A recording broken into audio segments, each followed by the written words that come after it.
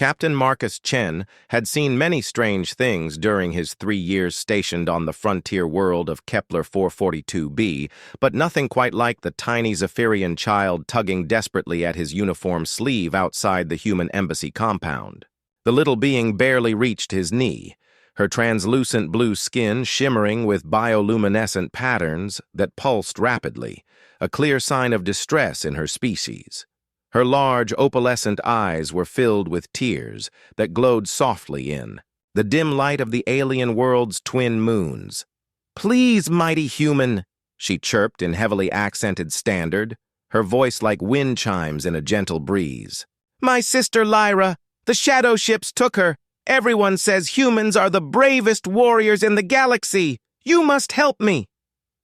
Marcus crouched down to the child's level, his enhanced armor servos whirring softly. Around him, other species gave him a wide berth, typical behavior on this multi-species trade world. Humans had earned quite a reputation since joining the Galactic Confederation 20 years ago. "What's your name, little one?" Marcus asked gently. "I am Zara of the Wind Whisper clan," she replied, wiping her glowing tears with a tiny three-fingered hand. "The collectors came in the night. They took my sister and many others from our settlement. Everyone says it's hopeless, that the collectors are too powerful, too many. But humans do impossible things, yes?" Marcus felt his jaw tighten.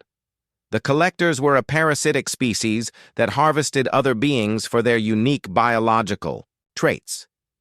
They were technically illegal under Confederation law, but they operated from beyond the frontier where law enforcement was sparse. "Where did they take her?" Marcus asked.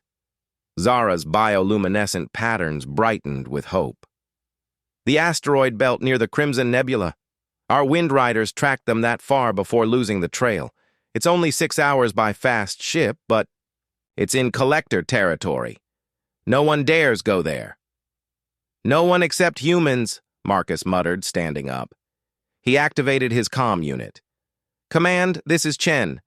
I need authorization for a rescue operation." The response came back immediately. "Negative. Captain, collector space is off limits. We can't risk an international incident." Marcus looked down at Zara's hopeful face, then at the growing crowd of various alien species watching from a safe distance. Keth-Hari traders with their chitinous shells, graceful selenites with their ethereal beauty, stocky dwarven engineers, all of them looking at him with that same expression he'd seen countless times.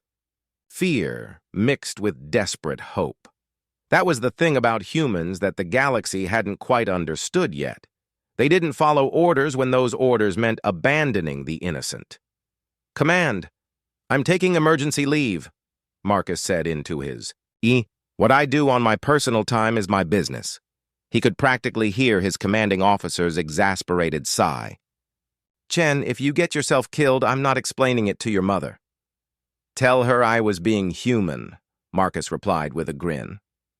Within an hour, Marcus had requisitioned his personal fighter, a sleek, human-designed vessel that prioritized speed and firepower over comfort. Zara sat in the co-pilot seat, her bioluminescent patterns now cycling through excited blues and purples. "You really came?" she whispered in amazement. "The others said humans only fight for profit or territory." "The others don't understand." "Humans very well," Marcus replied, plotting their course through the nav computer. "We fight for what's right. Sometimes that's profitable, sometimes it costs us everything, but we do it anyway." The journey to the asteroid belt was tense. Zara shared everything she knew about the collector operation, a massive ship disguised as a mining platform, heavily armed, holding dozens of captives from various species. The kind of operation that would require a full Confederation fleet to assault properly. The kind of mission that was utterly impossible for one human and a child. When they reached the asteroid field, Marcus immediately spotted the collector vessel. It was indeed massive, easily 50 times the size of his fighter. Swarms of defensive drones orbited it like angry insects. How do we get past all those defenses? Zara asked, her patterns dimming with worry.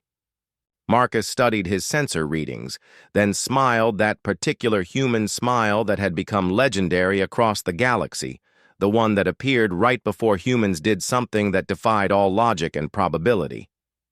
We don't go around the defenses, he said. We go through them. Strap in, little Wind Rider. Time to show these collectors why the galaxy whispers our name.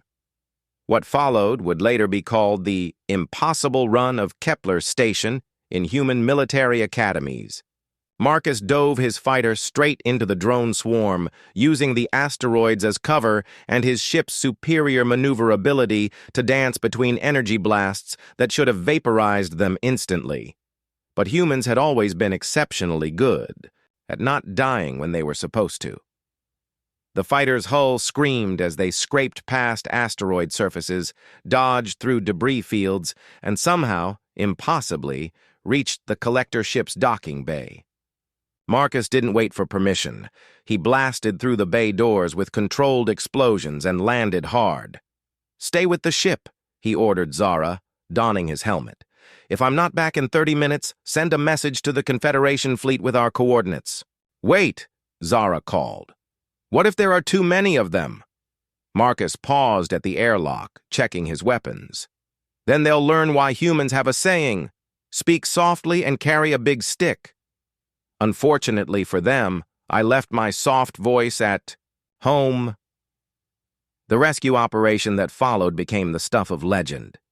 One human, armed with standard infantry weapons and an unshakable determination, carved through the collector ship like a force of nature.